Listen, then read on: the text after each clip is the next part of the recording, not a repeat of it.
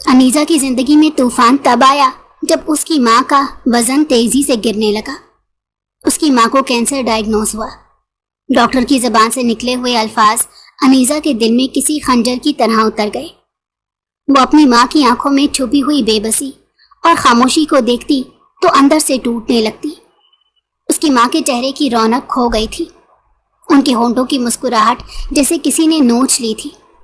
ہر وقت خوش باش رہنے والی ماں کو بجھے دیے کی لو کی طرح پھڑ پھڑاتا دیکھتی تو وہ تڑپ جاتی۔ وہ رو رو کر ان کی زندگی کی دعائیں مانگتی، نوافل پڑھتی، دوا اور پرہیز دونوں کا خیال رکھتی۔ لیکن اس سب میں ان کے گھر کے حالات تیزی سے بدلے، جس میں اس کے بابا کا مزاج سب سے زیادہ تکلیف دہ تھا۔ جس وقت اس کی امی کو اپنے شوہر کے ساتھ کی اشد ضرورت تھی، وہ اس وقت کہیں پر بھی میسر نہیں تھے، اور اس بات کو اس کی امی نے اپنی بیماری کے پتہ چلتے ہی سب سے زیادہ محسوس کیا کہ ان کے شوہر کچھ بدل گئے ہیں۔ وہ اب پہلے کی طرح نہیں رہے، بلکہ اب وہ کافی کھنچے کھنچے رہتے ہیں۔ انہوں نے اپنا کمرہ بھی الگ کر لیا، اور اب وہ شام کو جلدی گھر بھی نہیں آتے تھے اور امی سے برائے نام ہی بات کرتے۔ اس بات نے اس کی امی کی تکلیف کو مزید بڑھا دیا۔ وہ اپنی ماں کی اس اذیت اور بیماری پر کڑتی رہتی۔ وہ اپنے بابا سے بات کرنا چاہتی تھی کہ اس بیماری میں وہ کیوں اپنے ہم سفر کو اکیلا کرتے جا رہے ہیں۔ انہوں نے کبھی پوچھا ہی نہیں کہ وہ ہاسپٹل کب کس کے ساتھ جا رہی ہیں اور واپس کیسے آئیں گی، کون ساتھ جائے گا۔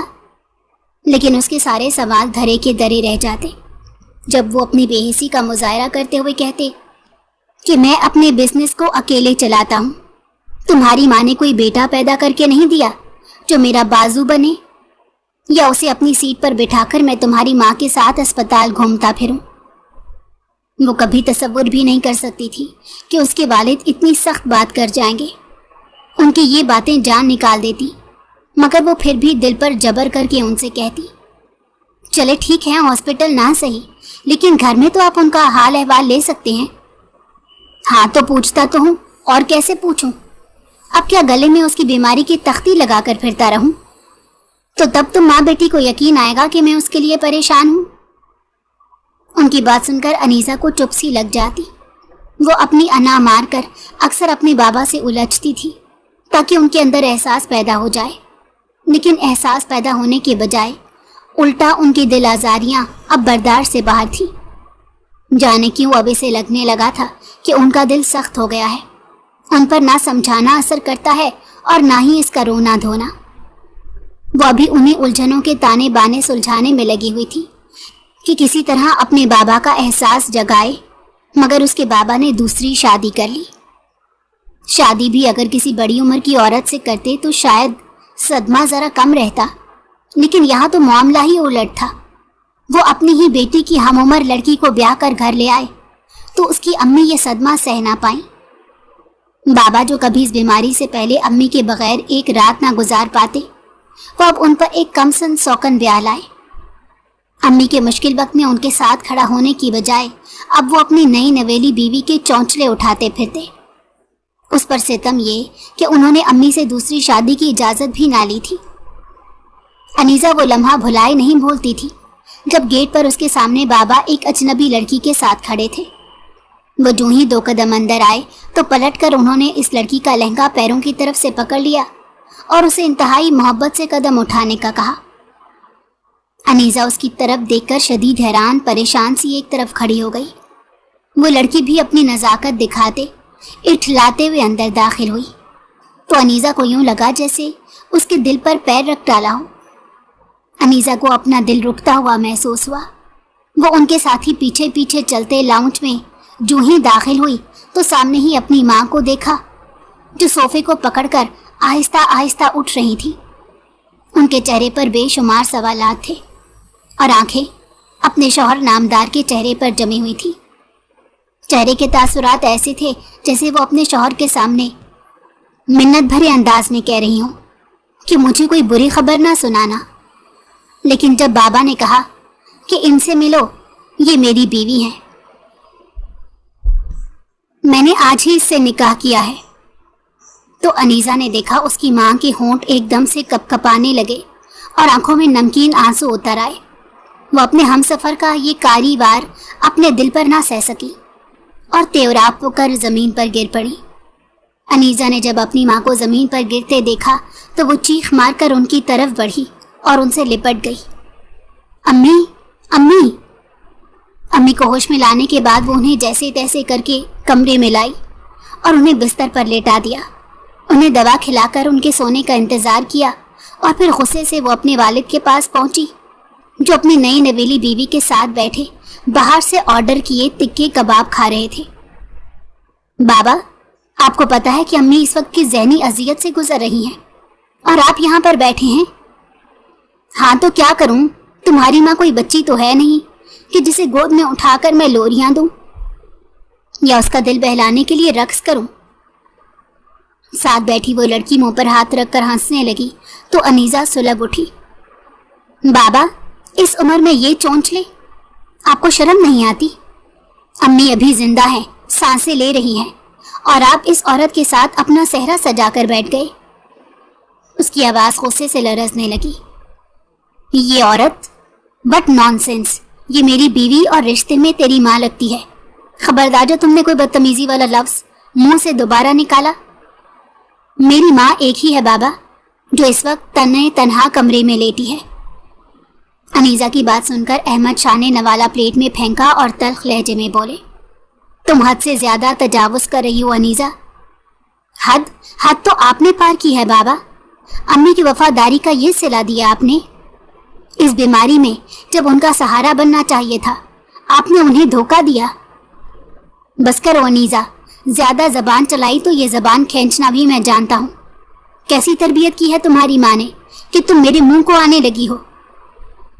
بابا، میں نے کوئی بدتمیزی نہیں کی آپ سے، فقط آپ کو یہ احساس دلانا چاہا ہے کہ آپ نے امی کے ساتھ بہت ناانصافی کی ہے، اور اگر آپ کو میرا یہ سچ برداشت نہیں ہو رہا تو اس میں میرا کوئی قصور نہیں۔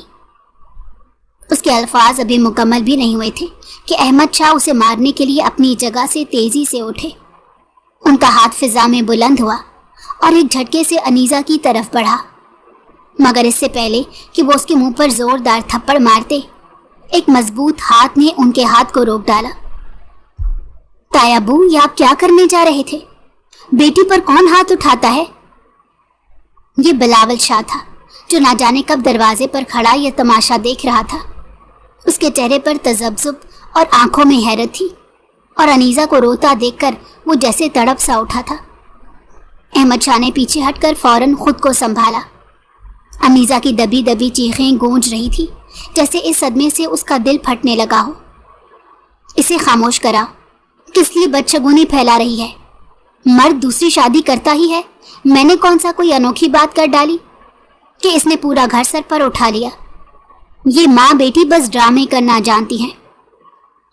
انیزا باپ کی بات سن کر ایک دم سے بولی، بس کریں بابا، آپ مجھے اور امی کو اپنے لفظوں سے اور کتنا زخمی کریں گے؟ آپ نے ہمیں برباد کر ڈالا۔ انیزا کی بات سن کر احمد شاہ پھر سے اس کی طرف اسے مارنے کو لپکے، لیکن بلاول شاہ نے انہیں راستے میں ہی روک کر آہستہ سے کہا، آپ آنٹی کو لے کر کمرے میں جائیں، میں اسے سمجھاتا ہوں۔ تو انہوں نے انتہائی کڑی نظروں سے انیزا کی طرف دیکھتے بلاول کو گھورا اور پھر اپنی نئی نویلی دلہن کا ہاتھ پکڑ کر کمرے میں چلے گئے اور دروازہ زور سے بند کر دیا۔ انیزا نے آنکھ اٹھا کر اس بند دروازے کی طرف دیکھا اور پھر دھاڑے مار مار کر رونے لگی۔ بلاول نے نرمی سے انیزا کا ہاتھ تھاما جو ہچکیاں لیتے ہوئے زمین پر بیٹھ گئی تھی۔ چلو انیزا، اٹھو یہاں سے، اگر تم اسی طرح سے روگی تو تمہارے سامنے ہی انکل کا کمرہ ہے، وہ ڈسٹرب ہوں گے، دوبارہ کمرے سے نکل کر تمہیں ڈانٹیں گے۔ تمہیں اس وقت سکون کی ضرورت ہے، تو پلیز میرے ساتھ چلو۔ نہیں، میں کہیں نہیں جاؤں گی۔ تمہیں پتہ ہے بلاول، میں بالکل تنہا ہو گئی ہوں۔ امی کی کینسر کا لاسٹ سٹیج جا رہا ہے، کسی وقت بھی ان کی زندگی کا دیا گل ہو سکتا ہے، لیکن مجھے کہیں نہ کہیں اس بات کی امید تھی کہ بابا میرے ساتھ ہیں۔ میں بالکل بے سہارا نہیں ہوں، لیکن اب بابا کا رویہ امی کی زندگی میں ہی دیکھ کر مجھے یہ احساس شدت سے ہو رہا ہے کہ میں امی کے جانے کے بعد یتیم ہو جاؤں گی، کوئی میرا خیال نہیں رکھے گا۔ انیزا نے کانپتے ہوئے رونے لگی تو بلاول شاہ کی آنکھوں میں اس کے لیے دکھ ہی دکھ اتر آیا۔ तुम ऐसा क्यों सोचती हो? वो दुखी लहजे में गोया हुआ। क्योंकि अम्मी मर रही हैं बिलावल, मैं उन्हें किस मुहाज पर संभालूंगी? मैं हूं ना, हम दोनों मिलकर संभालेंगे आंटी को। अनीजा ने भीगी भीगी पलकें उठाई तो उसे बिलावल की आंखों में अपने लिए ढेरों नरम गरम जज्बात नजर आए तो उसका दिल चुपके से धड़का। प्लीज उठो। उसने अपना हाथ अनीजा की जानिब बढ़ाया तो अनीजा ने अपना हाथ उसके हाथ में दे दिया। बिलावल शाह के मजबूत गरम हाथ ने उसके हाथों की सारी ठंडक चुरा ली। उसके लहजे में खुलूस और अल्फाज में इतनी अपनायत थी कि वो उसके साथ कमरे में चली आई। अनीजा कमरे में दाखिल होते ही कुर्सी पर बैठी और बेइख्तियार रोने लगी। क्यों बिलावल, क्यों बाबा ने ऐसा किया? ऐसा क्या कसूर था मेरी माँ का जो उन्हें ये दिन देखना पड़ा? बिलावल खामोशी से उसके करीब बैठ गया। कभी कभी जिंदगी गैर मुतवक्की हो जाती है, लेकिन हमें हिम्मत नहीं हारनी चाहिए। आंटी बहुत बहादुर खातून है और तुम उनकी बेटी हो। तुम्हें इस मरहले पर टूटना नहीं है बल्कि संभलना है और आंटी को भी संभालना है। वो धीमे धीमे उसके जख्मों पर अपनी नरम आवाज के साथ मरहम रखता चला गया। अनीजा को ऐसा लगा जैसे उसके जलते सुलगते दिल को करार आ गया हो। वो खामोश सी हो गई और ठोड़ी तले हाथ रखकर एक एक लफ्ज को अपनी रूह में उतरता महसूस करने लगी। उसे अपना टूटता थकता वजूद हल्का फुल्का लगने लगा। उसे लगा कम से कम उसकी उम्मीद का दरवाज़ा अभी बंद नहीं हुआ और वो दरवाज़ा बिलावल के वजूद से खुला था। तुम बैठो, मैं तुम्हारे लिए पानी लाता हूँ। ये कहकर बिलावल शाह कमरे से बाहर निकला तो अनीजा ने गहरी सांस ली। अचानक उसके अंदर एक बेचैनी सी उठने लगी। कमरे की खिड़की के पास से एक हल्की सी आहट हुई तो उसने चौंक कर देखा। खिड़की जरा सी खोली थी और उसके पर्दे एक तरफ को हटे हुए थे। ऐसा लग रहा था जैसे खिड़की के पास कोई खड़ा है। वो पलकें झपकाए बगैर खिड़की की तरफ देखती रही। दिल की धड़कन जैसे तेज हो गई हो। कौन हो सकता है? क्या वाकई कोई था या सिर्फ मेरा वहम है? ये सवालात जहन में उभर नहीं लगे थे कि कमरे का दरवाज़ा खुला और बिलावल पानी लेकर आया। क्या हुआ? तुम इस कदर परेशान क्यों दिखाई दे रही हो? अनीजा ने उसकी तरफ देखा जैसे कोई सवाल जबान पर आकर रुक गया हो। नहीं, कुछ नहीं, बस ऐसे ही। बिलावल ने पानी का गिलास उसकी तरफ बढ़ाया। अनीजा ने लरसते हाथों से गिलास लिया और होंठों से लगा लिया, मगर नजरें अभी भी खिड़की की तरफ थीं। उसी लम्हे खिड़की के बाहर खड़ा शख्स पीछे हटा। वो हारून शाह था, बिलावल शाह का बड़ा भाई, जो अपने तजस्सुस के हाथों कमरे में एहतियात से झांक रहा था। इतने में फायजा बेगम जो बागीचे में खड़ी थी, उनकी नज़र अचानक खिड़की के करीब खड़े हारून पर पड़ी तो उनके माथे पर बल पड़ गए। वो बागीचे का सारा काम छोड़कर तेजी से उसके पास आई। हारून, तुम यहाँ क्या कर रहे हो? हारून चौंक गया, तेजी से उनके करीब आया। श्श, आहिस्ता अम्मी, कितना ऊंचा बोलती हैं? क्या हो गया भाई? हारून ने अपनी माँ की तरफ देखा और आंखों ही आंखों में इशारा किया। अंदर अनीजा है। फायजा बेगम के चेहरे पर हैरानगी सी उतरी। तो इसमें क्या नई बात है? बिलावल से पढ़ने आती होगी। हारून झुंझुलाया। तुम क्या वाकई इस घर में रहती हो? कुछ पता भी है कि ज़मान विला में क्या क़यामत बर्पा हो गई है? फायजा बेगम का दिल धक से रह गया। है या अल्लाह खैर, क्या हो गया भाई? क्यों पहेलियां बुझवा रहे हो? तुम तो बताने से रहे, मैं खुद ही अनीजा से पूछ लेती हूँ। हारून ने एक कदम आगे बढ़ते उनके कान के करीब जाकर आहिस्ता से सरगोशी की। कमरे में जाकर क्या करोगी? वहाँ तुम्हारा बेटा जूतियाँ चटखाने के लिए काफ़ी है।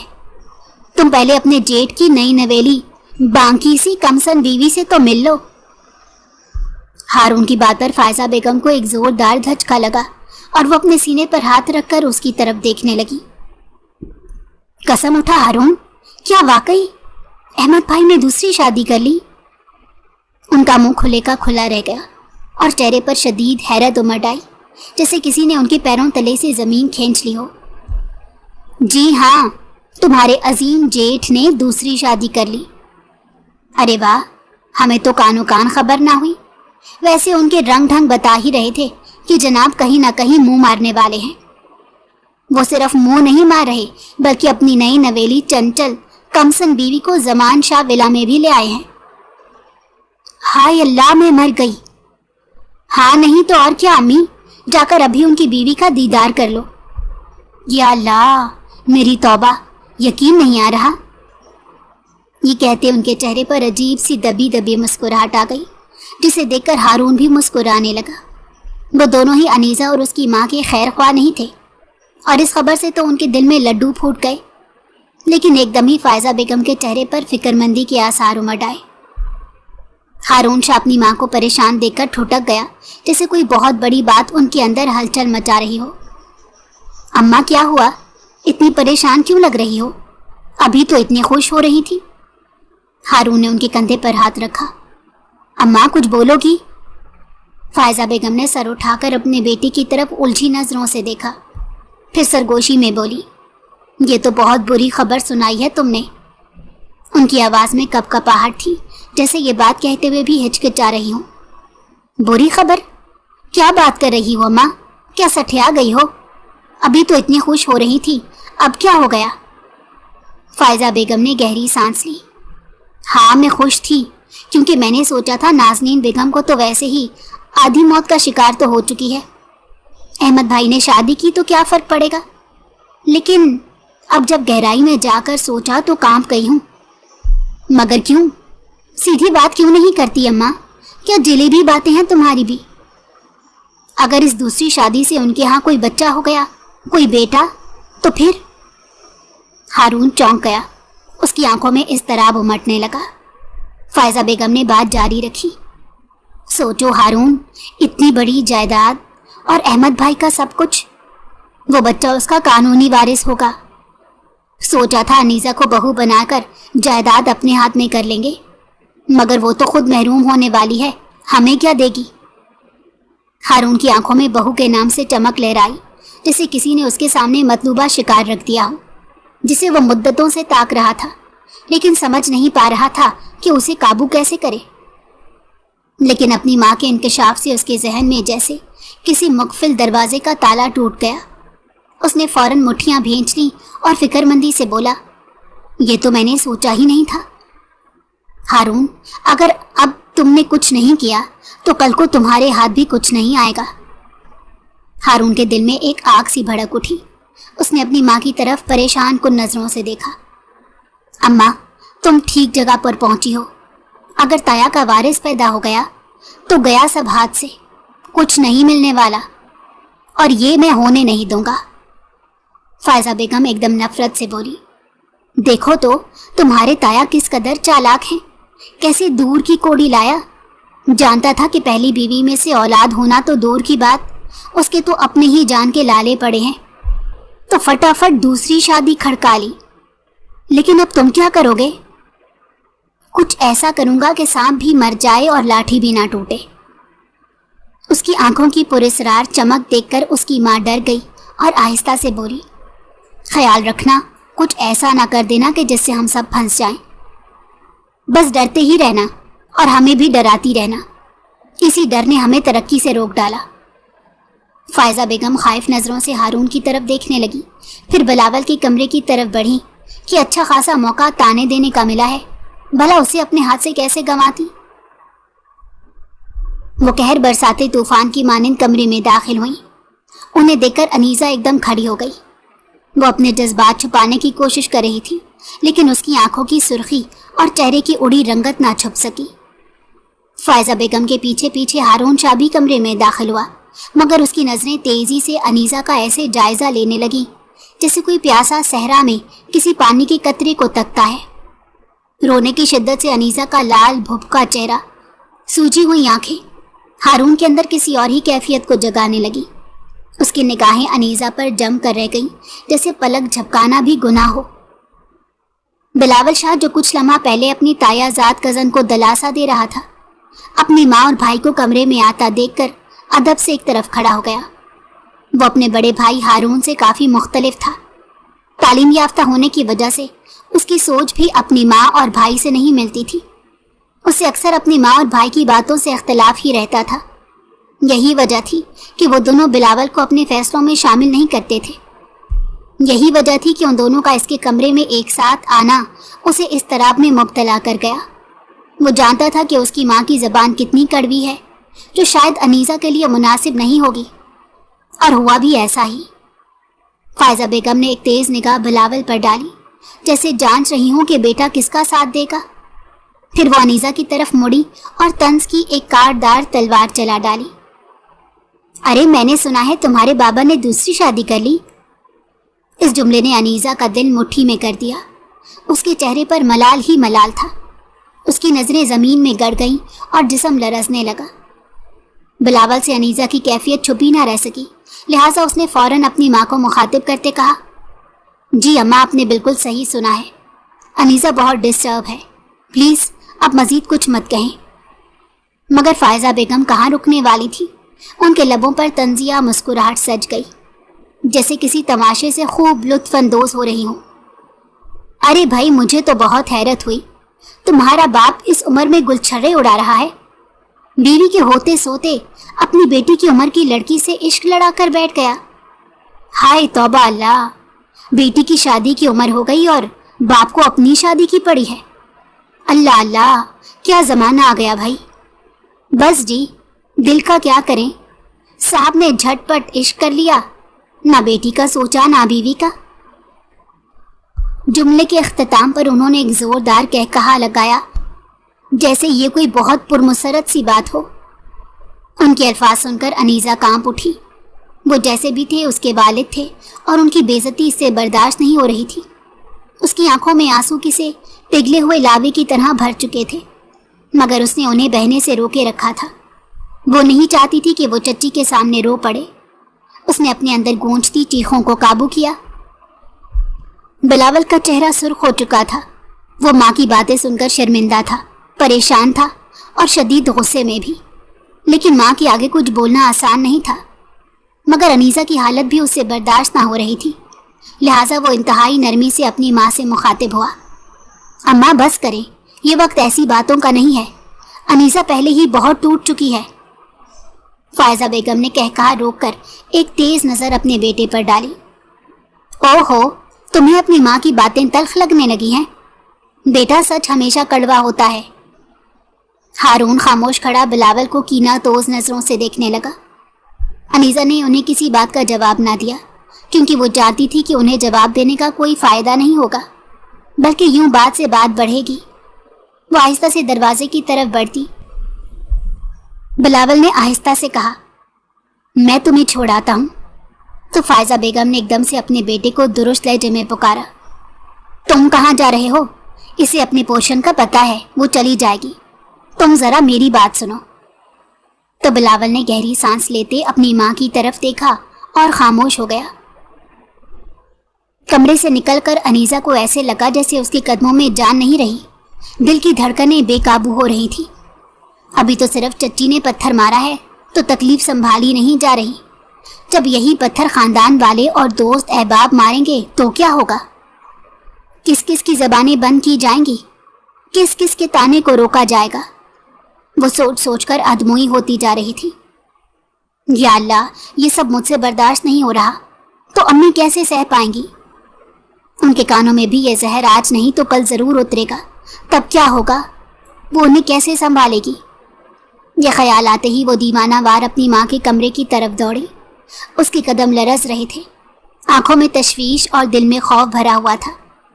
کمرے کا دروازہ آہستہ سے دھکیل کر جب وہ اندر داخل ہوئی تو سامنے کا منظر دیکھ کر ایک پل کو جیسے سانس رک گئی۔ نازنین بیگم بستر پر لیٹی ہوئی تھی، لیکن ان کے لیٹنے کا انداز کچھ عجیب سا تھا، کچھ بے جان سا۔ انیسہ نے فوراً پکارا، امی؟ کوئی جواب نہ آیا۔ امی؟ وہ بلند آواز سے بولی، مگر نازنین بیگم بے حرکت پڑی رہی۔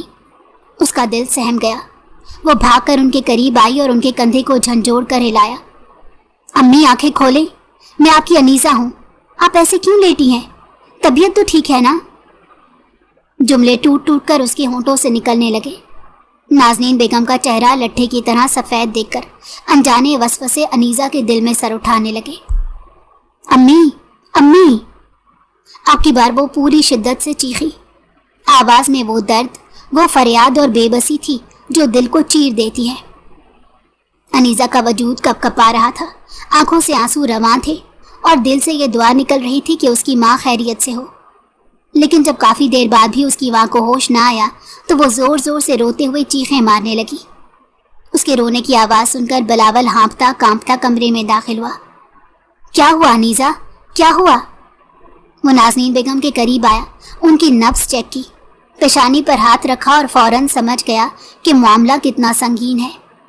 اس نے ایک پل بھی ضائع نہ کیا۔ انیزہ چلو، ہمیں فوراً ہسپتال جانا ہوگا۔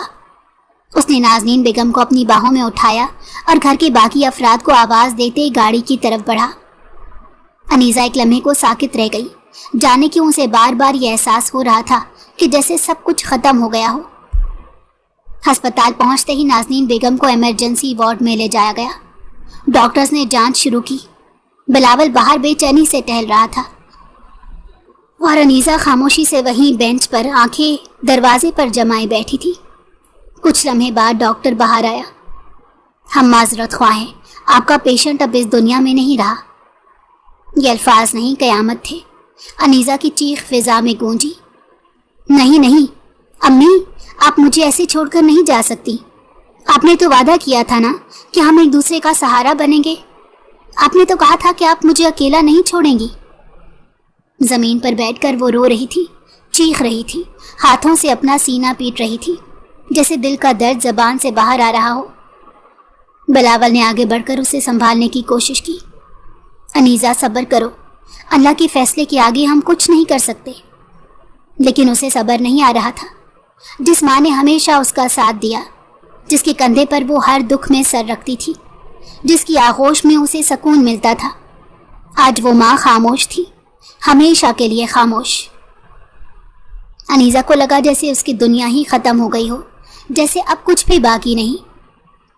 اس رات ہسپتال کے اس ٹھنڈے بینچ پر بیٹھی انیزہ پہلی بار سچ میں یتیم ہوئی تھی، اور پہلی بار اسے زندگی سے نفرت محسوس ہوئی تھی۔ ماں کی موت نے انیزہ کو اندر سے توڑ کر رکھ دیا تھا۔ وہ ایک زندہ لاش کی مانند ہو چکی تھی، جو سانس تو لیتی تھی مگر جیتی نہیں تھی۔ ماں کے بغیر وہ کمرہ، وہ گھر، وہ دن، وہ راتیں سب ویران ہو چکے تھے۔ اس نے کئی دن تک خود کو کمرے میں بند کیے رکھا، لیکن اس کے بابا کو پرواہ تک نہ ہوئی کہ وہ کیسی ہے۔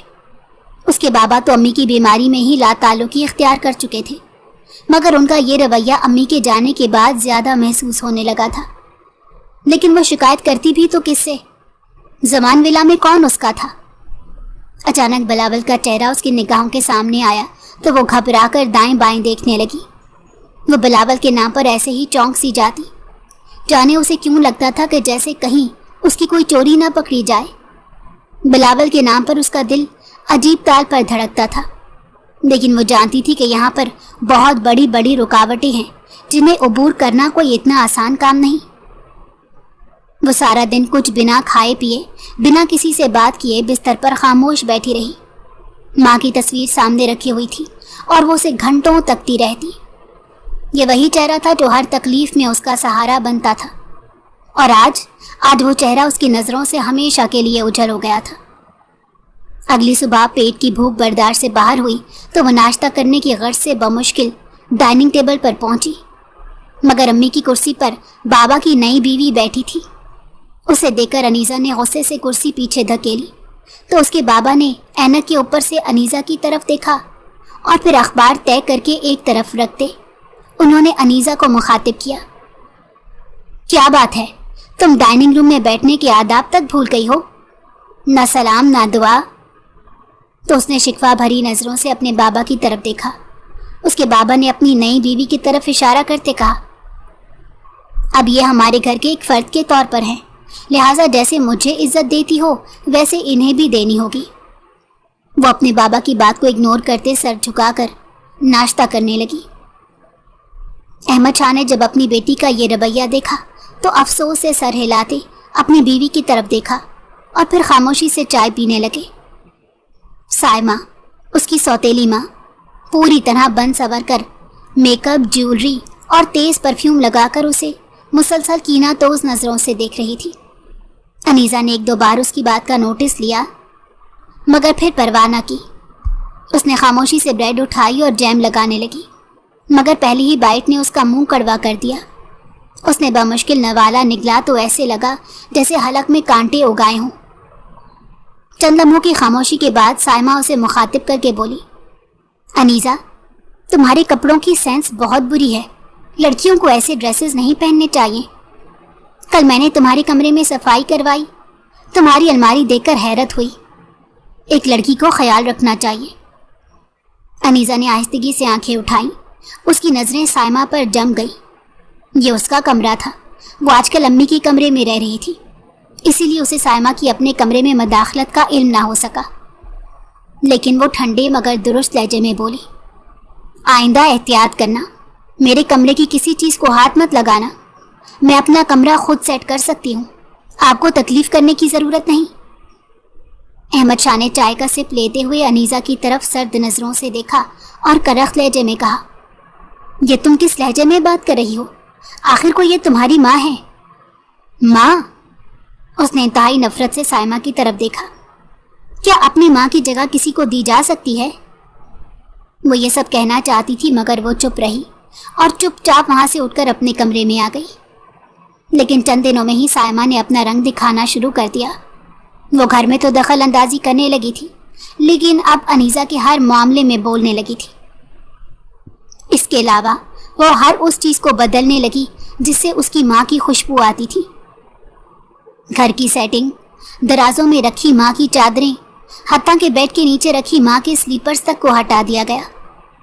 جب انیزہ نے اس پر اعتراض کیا تو اس نے فٹ شکایت احمد شاہ کو کر دی، تو اسے بیٹھے بٹھائے اپنے بابا سے ڈانٹ پڑ گئی، اور پھر یہ روز کا معمول بن گیا۔ وہ چھوٹی چھوٹی بات کی شکایت احمد شاہ سے کرتی تو انیزہ کی شامت آ جاتی۔ وہ احمد شاہ کے سامنے اپنے نمبر بڑھانے کے لیے ان سے کہتی کہ اچھی تربیت ایک ماں ہی کرتی ہے، اور اب اس کی تربیت کی ذمہ داری میری ہی ہے، کیونکہ اس نے اگلے گھر جانا ہے۔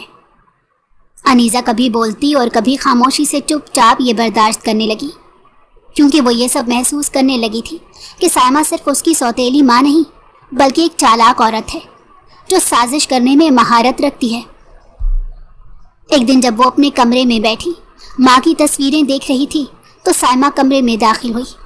اس کے ہاتھ میں چائے کا کپ تھا، چہرے پر ایک عجیب سی مسکراہٹ۔ مرنے والی کا سوگ آخر کب تک مناؤ گی؟ سائمہ نے زہر بھری مٹھاس سے کہا۔ یہ جملہ تھا یا نفرت میں ڈوبا آگ کا گولا؟ انیزہ کا ضبط ٹوٹ گیا، وہ اٹھ کھڑی ہوئی، اس کی آنکھیں انگاروں کی مانند سرخ تھی۔ آپ میری ماں کے بارے میں زبان سنبھال کر بات کیا کریں، اور زیادہ بہتر تو یہ ہے کہ آپ اپنے کام سے کام رکھیں۔ آپ بابا کی بیوی ہیں تو بس وہی رول پلے کریں، میری ماں کے رول میں آپ کو کبھی قبول نہیں کر سکتی، اس بات کو ذہن میں رکھیں۔ اور ہاں، میری یہ بات بھی فوراً بابا تک پہنچا دیں تاکہ وہ اگلے سیکنڈ میں ہی آپ کی محبت پر پورا اترتے ہوئے میری کلاس لے لیں۔ سائمہ نے اس کی بات سنی تو اس کے چہرے پر ایک تاریک سا سایہ لہرایا۔ وہ اس وقت وہاں سے چپ چاپ چلی گئی، لیکن پھر وقت نے ثابت کیا کہ وہ اس کے خلاف کھل کر سازشیں کرنے لگی تھی۔ وہ اس حد تک گر چکی تھی کہ گھر کے ملازمین کو انیزہ کے خلاف بھڑکاتی تھی۔ یہی وجہ تھی کہ اب انیزہ سے وہ زیادہ سائمہ کی بات سننے لگے تھے۔ انیزہ تنہا ایک خاموش جنگ لڑ رہی تھی اور ہر روز ہار رہی تھی۔ انیزہ کو معلوم نہیں تھا کہ زمان ویلا میں اس کے خلاف کئی سازشوں نے سر اٹھایا ہوا ہے۔ وہ ہمیشہ سوتیلی ماں سائمہ کو اپنی زندگی کا سب سے بڑا دکھ سمجھتی رہی، مگر تقدیر نے اس کے لیے ایسے زخم چھپا رکھے تھے جو اس کے وہم و گمان میں بھی نہیں تھے۔ وہ اپنی کچھ ضروری چیزیں لینے شام کو مارکیٹ کے لیے نکلی۔ مارکیٹ سے واپسی پر وہ پیدل ہی گھر کی طرف آ رہی تھی۔ سڑک پر ٹریفک معمول کے مطابق رواں دواں تھا، لیکن اچانک ایک سیاہ گاڑی تیزی سے اس کے قریب آ کر رکی۔ دروازہ کھلا اور دو اجنبی افراد نے نہایت تیزی سے اسے دبوچ لیا۔ انیزہ نے چیخنے کی کوشش کی، مگر ایک ہاتھ نے اس کا منہ سختی سے بند کر دیا اور پھر وہ بے ہوش ہو گئی۔ جب اسے ہوش آیا تو وہ ایک چھوٹے سے کمرے میں تھی اور اس کا سر بری طرح چکرا رہا تھا۔ اس نے جھٹکے سے آنکھیں کھولی اور اٹھ کر بیٹھنے کی کوشش کی۔ یا اللہ، یہ میں کہاں ہوں؟ وہ ڈر کر رو پڑی، جیسے دل کو کسی نے مٹھی میں جکڑ لیا ہو۔ ارد گرد دیکھا، اس کمرے میں نہ کوئی کھڑکی تھی نہ روشن دان۔ اس کی سانسیں بے قابو ہو گئی، ہاتھ پاؤں سن ہونے لگے۔ ایک خیال بجلی کی طرح اس کے ذہن میں آیا، کہیں یہ سائمہ کی حرکت تو نہیں؟ کیا وہ اس حد تک گر سکتی ہے؟ وہ تڑپ کر چیخنے لگی، دروازے پر زور سے ہاتھ مارے آوازیں دی، کوئی ہے؟ مجھے یہاں سے نکالو پلیز، مجھے جانے دو۔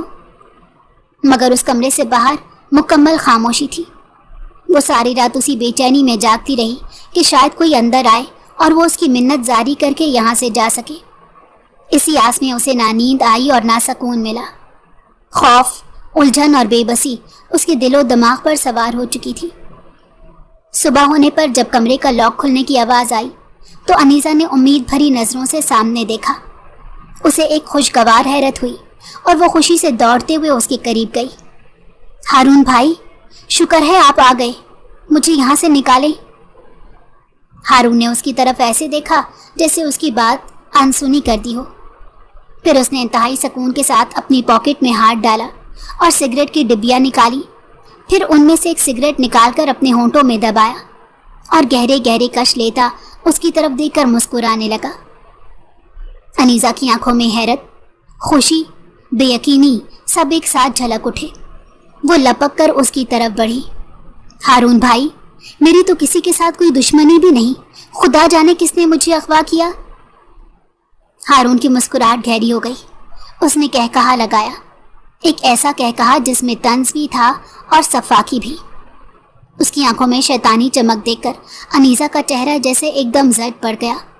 وہ جیسے معاملے کی تہہ تک پہنچ گئی اور پھر ہکلا کر بولی، آپ؟ کہیں آپ نے تو… ہارون نے سگریٹ کی راکھ جھاڑی اور بے رحمی سے بولا، اب تم بالکل ٹھیک سمجھی میری جان، تمہیں میں نے ہی اغوا کیا ہے۔ انیسہ کو فلیٹ کی چھت گھومتی ہوئی محسوس ہوئی۔ وہ یکدم پیچھے ہٹی جیسے کسی زہریلے سانپ کو دیکھ لیا ہو۔ آپ ایسا نہیں کر سکتے، آپ تو میرے چچا زاد بھائی ہیں، آپ ایسا کیسے کر سکتے ہیں؟ آنسوؤں سے اس کا گلا بھاری ہو گیا اور وہ انتہائی کرب سے بولی، آپ مجھے جانے دیں، میں آپ کے آگے ہاتھ جوڑتی ہوں۔ ابھی ناممکن ہے۔ کیوں ناممکن ہے؟ جب تک تایا ساری جائیداد میرے نام نہیں کر دیتے تم یہیں قید رہو گی۔ تم ان کی اکلوتی اولاد ہو۔ ابھی تو ہمیں کچھ نہ کچھ مل جائے گا، اسی لیے ہم نے تم پر ہاتھ ڈالا، لیکن اگر کل کو ان کا وارث پیدا ہو گیا تو تمہاری اہمیت تو ردی کے کاڑ کا باڑ جیسی ہو جائے گی۔ اس نے سگریٹ کا ایک غور گہرا کش لے کر دھواں انیسہ کے چہرے پر چھوڑا۔ اور ہاں، یہاں پر زیادہ چیخنے چلانے کی ضرورت نہیں، کیونکہ آس پاس کے سارے ہی فلیٹ خالی ہیں، تو خواہ مخواہ اپنے گلے کو تکلیف مت دینا، کیونکہ یہاں تمہاری آواز سننے والا کوئی نہیں۔ انیسہ نفرت سے اس کی طرف دیکھتی رہی۔ اسے یقین نہیں آ رہا تھا کہ اس کا چچا زاد اس حد تک گر جائے گا۔ اسے تو باہر کے دشمنوں کی ضرورت ہی نہیں تھی، گھر کے اندر کے اس کی جان کے دشمن کافی تھے۔ اس خیال کے آتے ہی اسے شدید غصہ آیا۔ آپ جائیداد کی لالچ میں اس حد تک گر جائیں گے، مجھے یقین نہیں آ رہا ہارون بھائی۔ ہارون نے کندھے اچکائے اور اس کے گال پر زور سے چٹکی کاٹی تو وہ تڑپ کر پیچھے ہٹی اور اسے غصے سے دیکھنے لگی، مگر وہ مسکراتا ہوا کمرے سے باہر نکلا، مگر دروازے کو باہر سے تالا لگانا نہیں بھولا۔ انیسہ اس کے جاتے ہی بے دم ہو کر زمین پر بیٹھ گئی۔ اسے لگا جیسے کمرے کی ساری دیواریں اس کے اوپر آ کر گر جائیں گی۔ اپنوں کی سازشوں نے اسے توڑ کر رکھ دیا تھا۔ بلاول شاہ اپنے تایا کے ساتھ مل کر انیسہ کو ڈھونڈ رہا تھا، یہاں تک کہ تھانے میں رپورٹ بھی درج کروا دی گئی، مگر انیسہ کا کوئی سراغ نہیں مل رہا تھا۔ سائمہ کی معنی خیز خاموشی اسے کچھ اور ہی سوچنے پر مجبور کر رہی تھی۔ انیسہ کا یوں بغیر اطلاع کے غائب ہو جانا بلاول کو کھٹکنے لگا تھا۔ اس کے دل کے کسی کونے میں مسلسل ایک سوال گونج رہا تھا، آخر وہ گئی کہاں؟ سائمہ کی پوری کوشش تھی کہ وہ انیسہ کے خلاف احمد شاہ کو کسی بھی طرح سے بدگمان کر دے۔ وہ اٹھتے بیٹھتے ان کے کانوں میں یہ بات ڈالنے لگی کہ جوان جہان تھی، شاید کسی کو پسند کرتی ہوگی، اسی لیے گھر سے بھاگ گئی۔ آپ نے خواہ تھانے میں اس کی اغوا کی رپورٹ درج کرا دی، دیکھ لیجیے گا کچھ دن بعد خود ہی اپنے عاشق کے ساتھ آ جائے گی۔ تو سائمہ کی باتوں میں آ کر انہوں نے رپورٹ خارج کروا دی۔ بلاول کو جب پتہ چلا تو وہ بہت دل گرفتہ ہوا۔ اس نے تایا کو بہت سمجھانے کی کوشش کی مگر وہ ٹس سے مس نہ ہوئے۔ تو بلاول نے اپنے طور پر انیسہ کو ڈھونڈنے کی کوششیں شروع کر دی۔ کئی دنوں کی تگ و دو، فون کالز اور مارکیٹ کی CCTV فوٹیج نکلوانے کے بعد بلاول کو ایک سراغ ملا، ایک سیاہ گاڑی اور اس کا نمبر۔ پھر وہ نمبر ایک پرانے سنسان فلیٹ کے ریکارڈ سے جا ملا۔ بلاول کا دل دھک دھک کرنے لگا۔ وہ فوراً گاڑی نکال کر اس مقام پر پہنچا اور جب اس نے اس فلیٹ سے اپنے بڑے بھائی ہارون کو نکلتے دیکھا تو اس کا ماتھا ٹھنکا۔ اس کا بھائی فوراً ہی وہاں سے روانہ ہو گیا۔ تو بلاول فلیٹ کے دروازے کے پاس پہنچا۔ اس نے دروازے کے تالے کو توڑا اور اندر داخل ہو گیا۔ کمرے کا منظر دیکھ کر وہ ایک دم شوق میں آ گیا۔ انیسہ کمرے کے کونے میں سکڑی سمٹی بیٹھی تھی۔ اس کا چہرہ زرد، آنکھیں سوجی ہوئی اور جسم انتہائی لاغر دکھائی دے رہا تھا۔ وہ پہلی نظر میں تو اسے پہچان بھی نہ پایا، لیکن بلاول پر نظر پڑتے ہی انیسہ ایک جھٹکے سے اٹھ کھڑی ہوئی۔ اس کے چہرے پر پہلے تو حیرت آئی، پھر غصہ اور پھر آخر اتنی نفرت امڑ آئی کہ بلاول کے دل کو کچھ ہونے لگا۔ او تم بھی میرے حصے کی جائیداد کے طلبگار نکلے، لیکن اتنی دیر بعد کیوں آئے ہو؟ تمہاری امی نہیں آئیں کیا؟ انہیں بھی ساتھ لاتے نا، تاکہ وہ بھی جی بھر کر میری یہ حالت دیکھتی۔ تم لوگوں کا تو پورا ٹبر ہی اتنا لالچی نکلے گا، مجھے اندازہ نہیں تھا۔ بلاول نے اس کے غصے کو خاموشی سے برداشت کیا اور پھر اس کی طرف قدم بڑھاتے ہوئے کہا، انیسہ میں تمہیں لینے آیا ہوں۔ کیوں؟ تم کسی اور جگہ لے جا کر قید کرو گے؟ انیسہ کے آنسو بے اختیار بہنے لگے۔ تم دونوں بھائیوں نے مل کر یہ سب کیا ہے نا؟ جائیداد چاہیے تمہیں؟ بلاول کی آنکھیں حیرت اور شرمندگی سے جھک گئی۔ نہیں انیسہ، ہارون کی اس غلط فہمی میں اس کا ساتھی نہیں ہوں۔ بخدا اگر مجھے پتا ہوتا کہ میرا بھائی اتنا ظالم نکلے گا تو میں فوراً ہی پہنچ جاتا، لیکن بھائی پر شک ہی نہیں ہوا کہ وہ ایسی نیچ حرکت کر جائے گا۔ واہ، کیا کہانی گڑی ہے! ظاہر ہے وہ تمہارا بھائی ہے۔ تم سائیڈ نہیں لوگے تو کون لے گا؟ نہیں انیسہ نہیں، مجھے نہیں پتا تھا کہ یہ سب ہارون نے کیا ہے۔ مگر انیسہ کو اس کی کسی بات پر یقین نہیں آ رہا تھا اور اسے مکمل یقین دلانے کا وقت بھی نہیں تھا۔ بلاول شاہ اسے ہر صورت یہاں سے نکالنا چاہتا تھا۔ اس سے پہلے کہ وہ اسے لے کر باہر نکلتا، انیسہ نے ایک دم باہر کی طرف دوڑ لگا دی۔ اس سے پہلے کہ بلاول ساری سچویشن کو سمجھتا، انیسہ فلیٹ کے دروازے سے باہر نکل گئی۔ وہ اس کے پیچھے لپکا ہی تھا کہ ہارون اچانک وہاں آ پہنچا۔ او، تو بیگم بھاگنے کی تیاری میں ہے؟ وہ دانت پیس کر بولا اور جھٹکے سے انیسہ کا بازو پکڑ لیا۔ چھوڑے مجھے! وہ بری طرح چیخنے لگی، مگر ہارون نے اسے ہاتھوں میں دبوچتے دوبارہ فلیٹ کے اندر لے آیا۔ اسی لمحے ہارون کی نظر بلاول پر پڑی تو وہ ٹھٹک کر رک گیا۔ تم یہاں کیا کر رہے ہو؟ بلاول کو دیکھ کر ہارون کا چہرہ بگڑ گیا۔ بلاول نے اسے انتہائی نفرت بھری نظروں سے دیکھا اور کہا، یہ تم نے کیا ہے؟ اپنی ہی کزن کو اغوا کر لیا، چند ٹکوں کی خاطر؟ شرم نہیں آتی کیا؟ ہارون نے تن سے کہا، شرم تو بہت آتی ہے لیکن اپنی غربت سے، لہٰذا اسے ختم کرنے کا ایک سنہری موقع ملا ہے تو کیوں نہ اس سے فائدہ اٹھایا جائے۔ اپنے بھائی کے یہ نادر خیالات سننے کے بعد بلاول شاہ کو اس پر شدید غصہ آیا۔ اس نے انیسہ کی طرف دیکھا جو دیوار کے ساتھ سہمی ہوئی کھڑی تھی اور ان کی طرف خوفزدہ نظروں سے دیکھ رہی تھی۔ بہتر ہوگا ہارون بھائی، آپ انیسہ کو یہاں سے جانے دیں، ورنہ کیا؟ یہ کہہ کر اس نے بلاول کو زور سے دھکا دیا اور دونوں کے درمیان جھڑپ شروع ہو گئی۔ آخرکار ہارون نے بلاول کو مارنے کے لیے ایک راڈ اٹھایا جو بلاول کے کندھے کو زخمی کر گیا۔ بلاول لڑکھڑا کر گرا، لیکن اس نے ہار نہیں مانی۔ وہ دوبارہ اٹھا اور اس نے اپنے بھائی ہارون کو اتنی زور سے دھکا دیا کہ اس کا سر جا کر دیوار کے ساتھ لگا اور وہ وہیں پر گر گیا۔ بلاول نے فوراً انیسہ کا بازو پکڑا اور اسے لے کر باہر بھاگا اور فلیٹ کو باہر سے کنڈی لگا دی۔ بلاول کے بازو سے خون رس رہا تھا مگر اس نے پرواہ نہیں کی۔ وہ انیسہ کو لے کر سیدھا تھانے پہنچا، ہارون کی لوکیشن بتا کر اس کے خلاف FIR درج کروائی۔ پولیس افسر نام سن کر چونکا۔ آپ اپنے بھائی کے خلاف رپورٹ درج کروا رہے ہیں؟ بلاول نے زخمی بازو سنبھالتے کہا۔ اگر بھائی نے جرم کیا ہے تو سزا بھی ملنی چاہیے۔ انیسہ ایک طرف کھڑی یہ سب دیکھ رہی تھی۔ اس کا دل بھر آیا تھا اور وہ رونے لگی تھی، تو بلاول اس کے قریب آیا اور آہستہ سے کہا، نکاح کرو گی مجھ سے؟ انیسہ نے بے یقینی سے اس کی طرف دیکھا اور آہستہ سے سر ہلاتے بولی، صرف ایک شرط پر۔ تو بلاول نے حیرت سے اس کی طرف دیکھ کر کہا، کون سی شرط؟ میں زمان ولا نہیں جاؤں گی، مجھے وہاں نہیں رہنا، اور نہ ہی مجھے اس جائیداد میں سے کچھ چاہیے۔ اگر آپ کو یہ قبول ہے تو مجھے بھی یہ نکاح قبول ہے۔ اس کی بات سن کر بلاول نے اس کا ہاتھ تھام لیا